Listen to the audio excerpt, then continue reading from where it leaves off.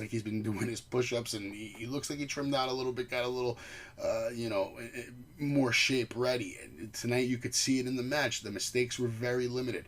I've been a big Cody fan ever since his debut originally. I liked all his work. I really loved his work with Sandow when he was throwing that briefcase in the water. That was one of the best things they ever did.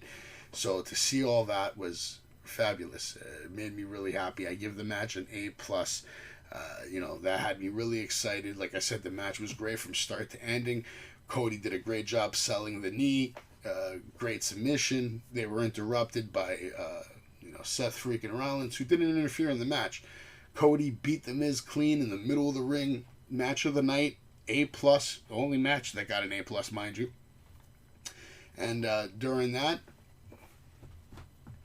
Seth Rollins managed to get into the ring and get a rematch with Cody Rhodes at WrestleMania Backlash, which is going to be our first premiere match that we're talking about for WrestleMania Backlash, which is WWE's next big pay-per-view. So we get to see a part 2 of Rhodes and Rollins, which has great storytelling. There's going to be great long-term storytelling here because,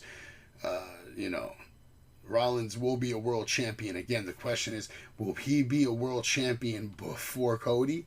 Cody's going to have his gold, but I'd love to see them build up a lot of different potential feuds between Seth Rollins, between Roman Reigns, between Randy Orton, between Edge.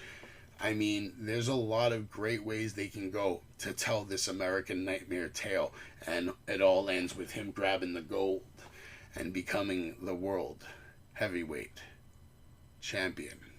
So that's what we want to see. After this segment got off the air, Veer versus Dominic came on. It was a very, very quick squash match, but it was good detail on the Veer, having him come in with an assault, making this kid tap out, making officials have to rip him off him. He wouldn't let go of the submission. Dominique being taken away in an ambulance. A lot of drama here. And then when they returned from commercial, Dominique was still being taken away in an ambulance. And them interviewing Veer and, interviewing the wrestler that just did this damage. When you're watching it as a kid, these kids are seeing this guy right now and they're probably scared of him. And he said it in his promo. He's trying to put fear in the hearts of all the superstars. So they're doing a good job building him up. The match itself was a B- because it was very short. Not much there except just complete dominance from Veer, winning over Dominique, making him tap out. And that was that for that match.